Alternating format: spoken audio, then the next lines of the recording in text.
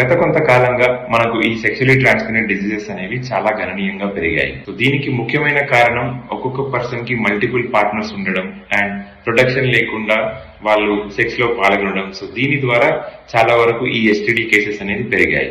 So ఈ STDs రాకుండా ఉండాలి అంటే మనం ఎలాంటి జాగ్రత్తలు తీసుకోవచ్చు? నమస్తే అండి, నేను మీ doctor Santosh, infections diseases and STD specialist ని. సో మొదటి జాగ్రత్త మనకు ప్రెప్ అంటామండి, ప్రీ ఎక్స్పోజర్ ప్రొఫైలాక్సిస్. అంటే మీరు కలిసే ముందు అట్లీస్ట్ ఒక 24 hours ముందే మార్కెట్ లో మనకు కొన్ని టాబ్లెట్స్ ఉంటాయి. సో ఈ టాబ్లెట్స్ ని గనక తీసుకుంటే హెచ్ఐవి రిస్క్ కానీ ఇతర సెక్షువల్లీ ట్రాన్స్మిటెడ్ డిసీజెస్ రిస్క్ ని మనము 90 నుంచి 95% వరకు తగ్గించవచ్చు.